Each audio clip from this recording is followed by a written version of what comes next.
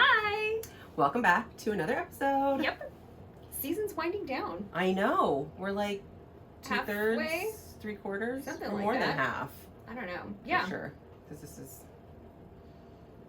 10. Well, and by the time you're hearing this, or at least these Yeah. that we are recording today, It'll be October? we'll be into fall. Yeah. Doesn't feel like that today. No, it does not. Feels miserable today. Even though you want all the pumpkin spice things right now, it's like I 110. do want, technically I want all the apple flavored things right now. Okay. But then I also want pumpkins and pumpkin things and fall and sweaters. This year, I'm putting my foot down. It is still in the triple digits. You cannot have pumpkins yet. I already made a pumpkin patch at work. I'm so mad at you. No, I mean, I put I don't pumpkins care. in my office. Do your thing. But I put an apple wreath on my door. I saw it. So I'm trying I know. to pace myself. I know. I like the pumpkins. I'm trying to remember if I already bought you this candle from Anecdote Candles. It's called Basic, and it just smells like pumpkins and apples and stuff. But I think like I think we. around as if it might pop out. I think I somewhere. got the I'm Speaking ones. Yes. I think those are the ones that Yes. I got. We So, have the I'm Speaking. I ones. may get you the basic one. I keep putting my face down like my microphone is there.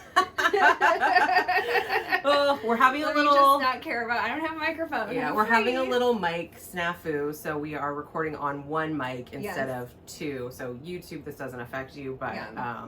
So if you listened to Parks and Recreation and I don't know, the last 3 episodes. If I sound very quiet, my apologies. It was a mic thing. I thought it was me.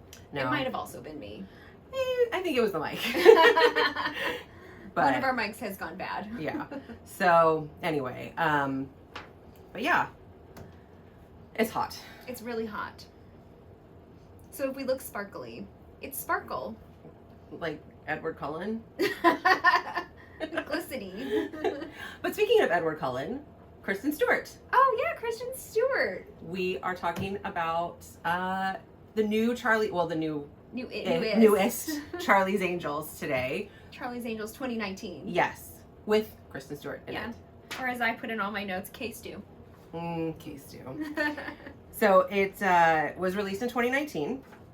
It was produced by Columbia Pictures, Perfect World Pictures, 2.0 Entertainment, Brownstone Productions, and Cantillon Company, whatever it is, however it's pronounced.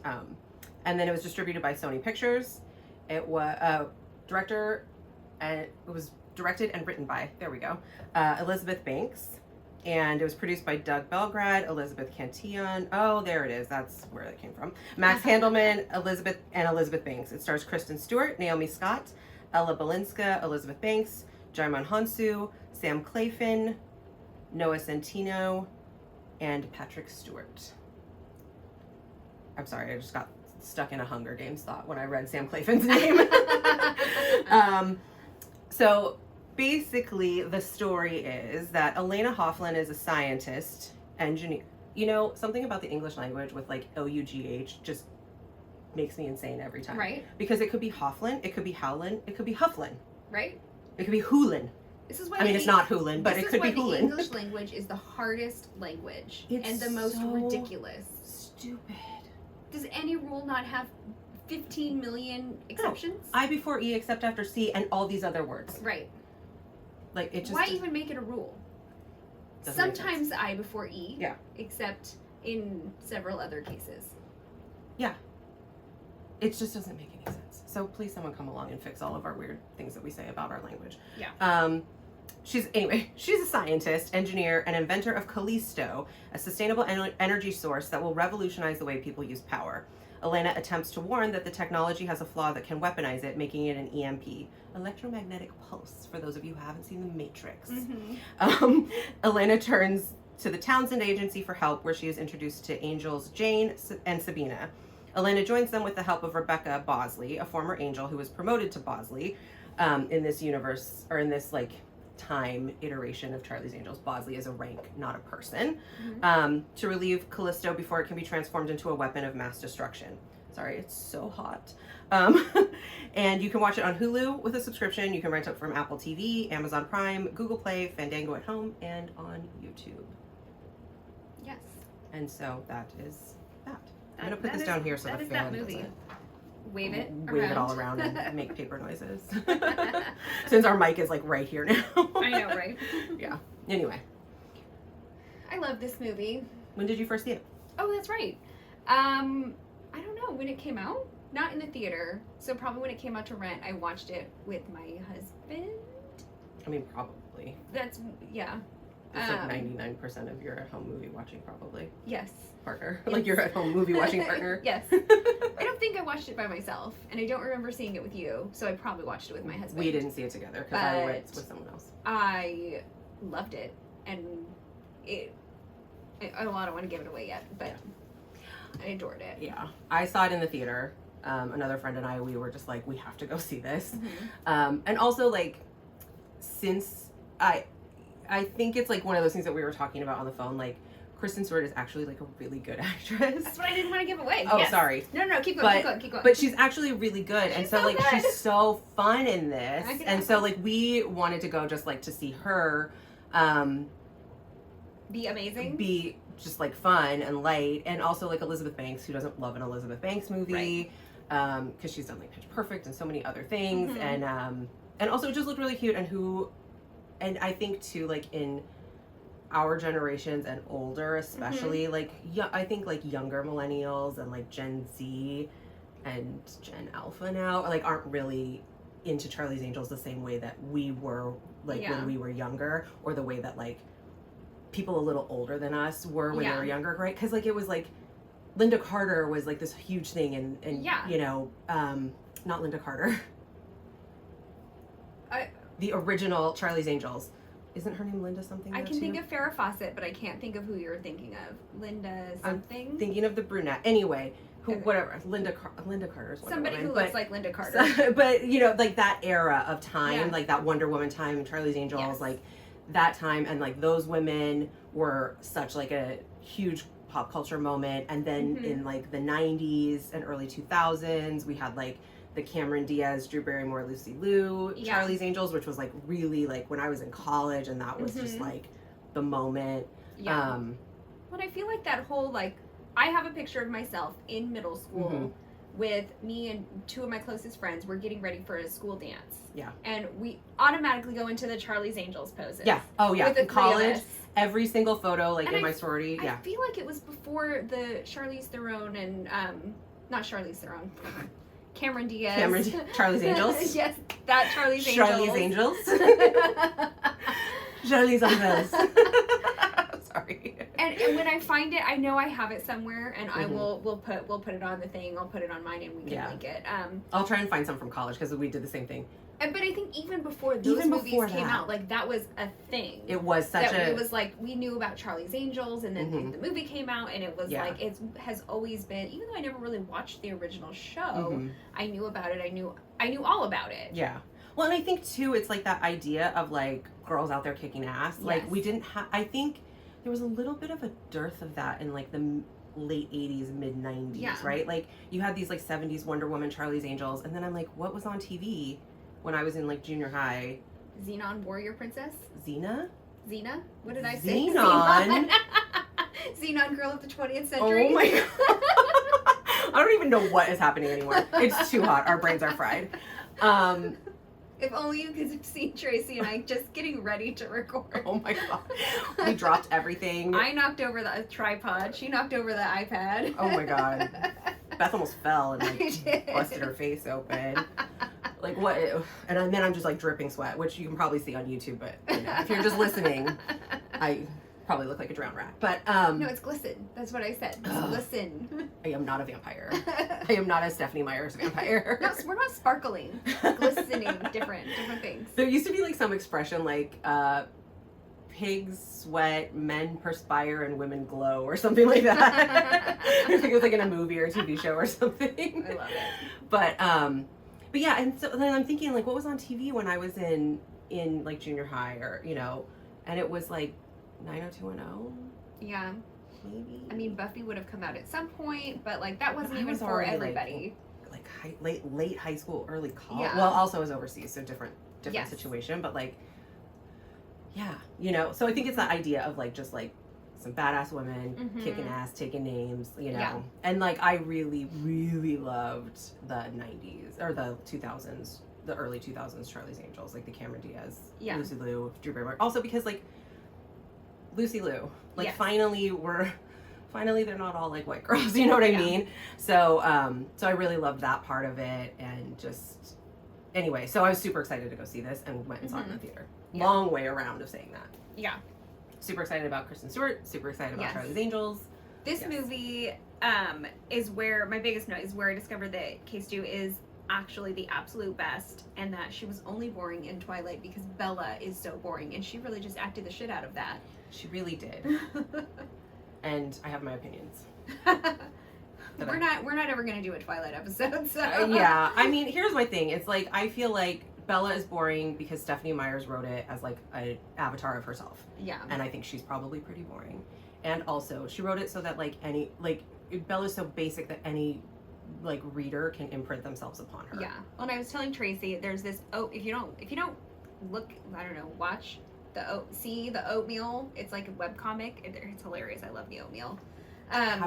Exploding Kittens comes from the Oatmeal. Okay, every once in a while I'll see like I know I've seen it like every once in a while back when, seen but like I don't them. like pay attention. I like it the newsletter. I don't know. I engage with the Oatmeal a lot apparently. But there was an Oatmeal comic out around the time, and it was basically like that the character of Bella was just an empty shell that any girl could read and kind of put herself into. So they're like, so we're just gonna call her Pants. And so through the whole comic, because they're trying to describe Twilight, put herself into their pants. Just referred to Bella as Pants the entire time. It's hysterical. Yeah, I just remember I had a friend who was like really into the books at the time, and she had been going through a lot of stuff, and it was just like kind of one of those things. It was like an emotional like support book. We all had our moments, you know. And so I was reading them so that we would have something to talk about, because she was just really into them. Yeah. Like tons of people were. I just wasn't. You know what I mean? And now we're all into ACOTAR, so you know it just comes full circle. Into what? ACOTAR, the A Court of Thorns and Roses. Yeah, I'm also not into that. It's but a type. It's a type. We're a type. It's not my thing. But I mean, I want to read them, but I also am just like, I'm never going to. Like, you know, it's like all those good intentions. But so she was really into them at the time, so I read them, and I remember I got to whatever book it was where there was just like 4 pages of nothing, like months or whatever, and I was like, you've got to be kidding me. Yeah. Like, this is, stop it. Because her boyfriend is gone, she has no life. Nothing ever happens to her. Like, come on. I'm trying to like remember, like now looking back, I'm trying to like place myself into like her like writing. Like, oh my god, this is. So now we're talking about Twilight today, apparently. This is nobody's ever done this before. It's genius. No. Look what I'm doing on paper. Like, I don't know. Oh, putting herself into her mind. Yes, like, putting myself into Stephanie Meyer's like shoes of like writing like nothing happened. This is so smart. This is so edgy and cool. So cutting edge. It's not. Everybody's gonna love this. It's pretty dumb. Anyway, before this gets to be a Twilight episode, so Kay Stu, like she's so good. She was great. She was really good. All of my quotes that I wrote down are her. Yeah. Oh my gosh, I that was one thing I didn't do, was write down a favorite quote, because I had too many quotes, and I have like what sticks out in my mind. Okay. But she was so good in, I forget what it's called, Spencer, Diana, wherever she played Princess I didn't Di. watch it, but she was actually really good in that. I think she was a little over directed, maybe, because there were some things that like just kind of became a thing, like the lip bite and the you know. But she was so good. She was so good in that. I remember during the pandemic just like watching it at my desk, in my like at my work desk at home, because it like I got like the screening like through like something on the internet, and I was just sitting there like in my work chair like so good. That's how I watched Minari too. The what? Minari. It came out a few years ago, obviously during the pandemic, and well, maybe it wasn't during anyway. But there was a screening on Korean American Day or something, whatever the name of that day is. I'm sorry, I'm being a bad person right now. But anyway, and I watched it like at my desk, and there was like a Q&A after with the people in it, and I think Sandra Oh was hosting or something like that. But it was super fun. But anyway, I watched a lot of movies at my desk in the early 2020s. Oh man. Anyway,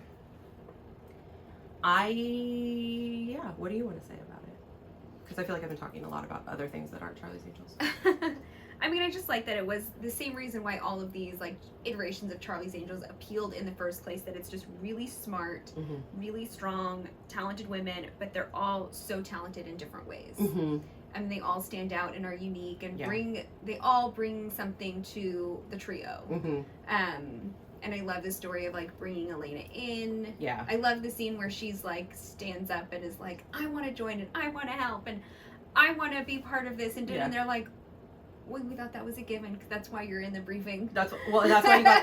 That's why they gave you the thing. Like did they give you the thing? Yeah, it was like a something, but I don't remember what it was. But it was like, yeah, well, that's why we gave you the thing. Yeah. Like, yeah. And then K-Stu was like, did that feel good? Because it looked really good. I love her in this. She's so good. My favorite is when Elena comes in and she's like, so you guys are like lady spies. And she just looks, she just points to herself and nods and smiles. Like, yeah, that's me. I just love that she got to be so light and like effervescent in this, and like in a way that I don't know that we've really seen her be. She plays a lot of like roles that are not serious, but a little morose. Well, I think she got typecast as like the mopey girl. Yes. After Bella. Yeah. After frickin' frack. After Twilight, she just got like typecast as the mopey girl. Yeah.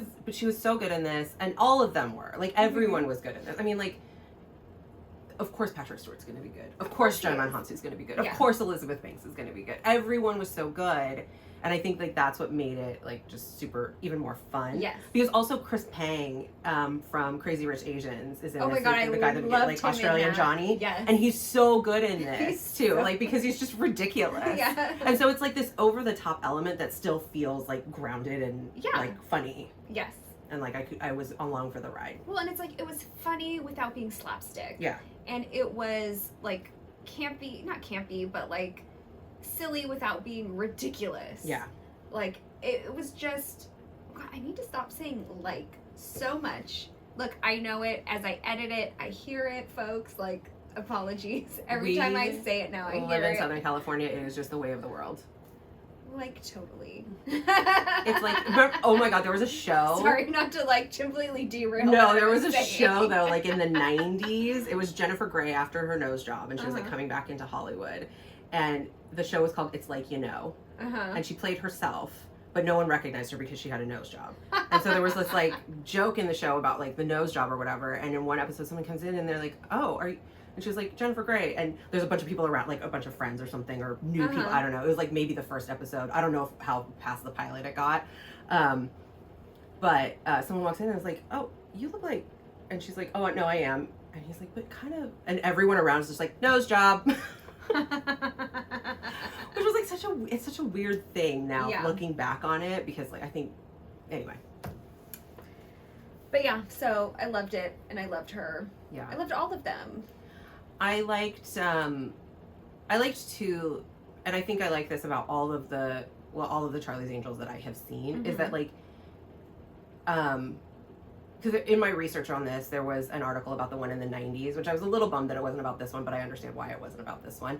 But it was just talking about how, like, everyone got to be an individual. Yes. And they brought their own skills to the table and their own personalities to the table, and they didn't have to conform to be this thing, but they were still super awesome. Yes. You know? And it was never about a competition between any of them, and that's what I really liked in the Lucy Liu ones, and that's what I like in this one, is like, there was no competition over a guy. Yeah. Like, Elena was not into the guy. Yeah. That she worked with, who was adorable. I mean, it's Noah Centino. Of course, he's adorable. But, like, Jane was into him, but Elena wasn't. It didn't turn into this competition thing. Like, I loved that. I loved just, like, this element of, like, this is how women are. Yes. And, like, this is why women should get to write women more often, because, like, this is how we are, right? Yeah.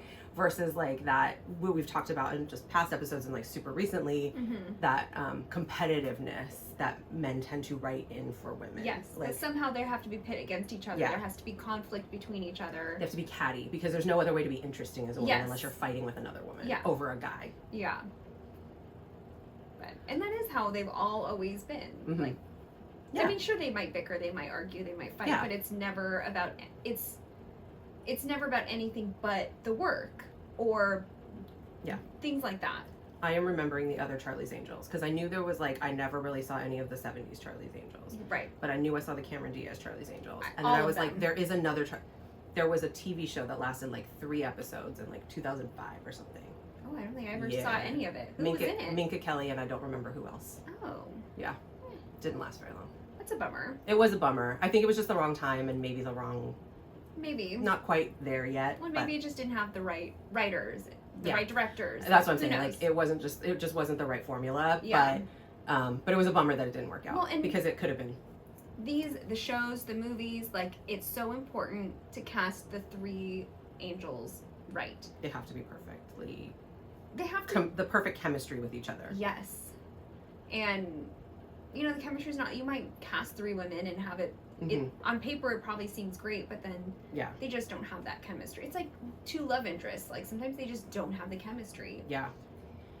You know what I really loved about this one? Sorry, just bringing it back. But, not to totally just wipe off whatever I just said, but I really loved all the throwbacks in the wardrobe. Yes. So all the previous Charlie's Angels outfits and I loved it. Loved that. And I loved the guy, what's his name, who just takes care of them. Oh, the Saint? Yes. I loved him. He was so just funny of everything. I'm just here, wait. Oh. So much better. So much better. Yeah. Can someone please come do that for me? Right. But yeah, I think what makes these movies, and this one in particular, so good and magical is the chemistry between the women and just seeing them work together. Yeah. And be strong and be independent but cohesive. And I liked the addition of having a female Bosley. Yeah. I think Elizabeth Banks brought a lot to it. And I liked her kind of small little backstory of being a former angel that was the first to ever rise to the rank of Bosley. I felt really guilty when I assumed that it was her. Well, we all did. That was the... I know that was the misdirection of... I know that was the misdirection of Patrick Stewart being someone knows I'm on to her. Yeah. But she says it best with when Kristen Stewart's well, she's well, you had no problem with believing it was me. And it's oh, we do that to women. Yeah. And I even caught it in myself. And I don't think that was intentional. There's an article in Deadline and probably copied over in Vanity Fair and whatever, Variety, whatever. But the Elizabeth Banks was talking about how, she didn't make this movie trying to make some sort of feminist manifesto, which is what it kind of got turned into, which I think is partially why it didn't do as well as it should have. They were expecting it to be more than what it was. Yeah, but she was that's not. She was I'd direct Mission Impossible if I could, but women don't get to direct Mission Impossible. We're not asked to. Yeah. She was I just wanted to make an action movie. Yeah. She was I wasn't trying to make some feminist movie. I was trying to make an action movie. Yeah. And I think she succeeded. And I think because again we get into this trap of because it's women, it has to be feminist. It has to, or it can't be good.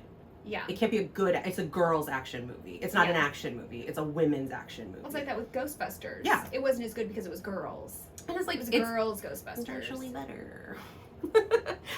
Look, nothing is ever going to beat the 80s versions, but it was so good on its own. It stood on its own merit, But, yeah. Paul Feig. When I actually don't like Mission Impossible, and I prefer watching women kick ass. What are we on? Mission Impossible 25? I don't even know. Or James Bond. Just stop. Enough. Yeah. Let's have Jane Bond. Where's Jane Bond? I know. Or James Bond, but a woman. Like Bosley. Yeah. If there can be a lady Bosley, there can be a lady James Bond. If James Bond is a rank and not a... Is it a rank? I've never actually seen any of the movies. I don't know. It's like a spy name. You know what I mean? Because there's all these... Because there's all they're trying to explain the iterations I don't think the story is that he's lived for 80 years and never aged, so... And somehow changed. Yeah. Completely. Height, hair color, face. Oh man. So on that, I don't know that there's a huge feminist critique or celebration to have about this movie, other than I think it's a successful action movie, and if you haven't seen it, go see it. or go rent it, I guess. Yeah. Because it is really good and it deserves more than it got. Yeah. Well, we've talked about it with several things. We talked about it most recently, I think, with not most recently, but like with Lisa Frankenstein last season, because I just listened to that episode recently. We talked about with Diablo Cody that it doesn't have to be feminist to be feminist. Yes. That just its existence is feminist in and of itself. And this is part of its representation of having more women represented in different ways, in different roles, and having it in this action role. That by nature makes it feminist without it being about feminism. Yeah, and I think too, like, some of the the stuff in the beginning where Kristen Stewart's like talking about how like, well, if you're if you're a woman, you're invisible. Like either you're attractive and people think you're stupid, or you're not, and you just blend in because no one notices you. And then it takes men like some percentage 7 seconds longer or something, to 10 seconds perceive longer. women as a threat. Yeah. Meanwhile, she's like rapping. She's almost killed him. Well, he's into it. Yeah, but so I see why people thought maybe. Yeah. Why people could think that. But also she's just talking to a dude. Sure. Yeah. Telling him how she's actually like tying him up, but he's not even noticing. Like, anyway. Ridiculous. I love it. It's so silly and good. Yeah. Yeah, it's just a good movie. I one note. I didn't have a lot of notes. My thoughts were brief. My quotes were all K-Stew. My thoughts were brief and my quotes were K-Stew. That's my big takeaway. But I did write that it's dumb, but I really love how often they just kick the bad guy's gun away. I know, it happens in several scenes, and it's like a weird detail that I'm just like, kick it away. Yeah. Yeah. Final thoughts? Favorite quotes? Just it's all Kristen Stewart and how funny her line delivery. They were going through the closet and it was like, you can take whatever we want, borrow. Is that an actual rule? Yes. Some of the ones I already said. I love when she's talking to Jane and she's like, oh my gosh, I thought you hated me. Because like I can be really annoying. I know, right? At the end when she's like, are you doing a joke thing for the handsome nerd? Oh, Noah Centino. Oh, I love it. Okay. My favorite is when they're just like talking. I think it's like at the safe house or something, and she's like, oh yeah, I brought a knife. There was a knife fight at my wedding. And someone was like, you were married? And she was like, there was a gunfight at my wedding. And it's like, oh, you were married? No, I won. I was the better shot. Like, no, I won. Yeah. So anyway. So good. And it's just a fun movie. I forget how much I love movies like that, and then I watch them and I'm like, oh yeah. Now I want to go back and watch the Charlize Theron. Charlize Angels. I want Drew Barrymore, Lucy Liu, and Cameron Diaz. Yes. And I'm not usually Cameron Diaz isn't one of my favorite actresses. I like her, she's fine, but I loved her in Charlie's Angels. I think even the scene where she's like dancing around in her undies. I think that was like so perfectly for her. Yes. You know what I mean? 'Cause I think about other stuff and like she's alright. Yeah. But then I think about I liked her in The Holiday. But then I think about Gangs of New York and I'm like, I never saw it. It's just miscast. It's not her fault. Yes. Just not the right choice, I don't think. Personally, for me. Yes. Other people might be disagreeing. But I love her with Drew Barrymore and Lucy Liu because the three of them were so great together. Yeah. They really are great, and like, it's just a perfect role for her. That like sunny, happy. And I like her when she's a little silly. Yeah. Like there's that movie with Christina Applegate that she did. Oh, The Sweetest Thing. Yes. And I liked the two. I liked them together because I thought they were funny. I like her better when she's funny. I've been shaking my ass up this hill. I do we should do that movie. Yeah. I mean, it's like disgusting, but we should do it. I have it on DVD and now I can watch it. Now that my DVD player is set up again. Excellent. All right. Any final thoughts for you? No. I had a lot of thoughts this time, but very few of them had to do with the movie, so I think I'm done. All right then. Well, have thoughts of your own. Yeah. Let us know what you think. Go watch it, because I'm sure you haven't, and let us know what you think. Definitely. Yeah. All right. Bye. Bye. But Is It Podcast is produced by Traci Mueller and Beth Hofeldt. The artwork is by Anna Apperson. And music by Devin Wall.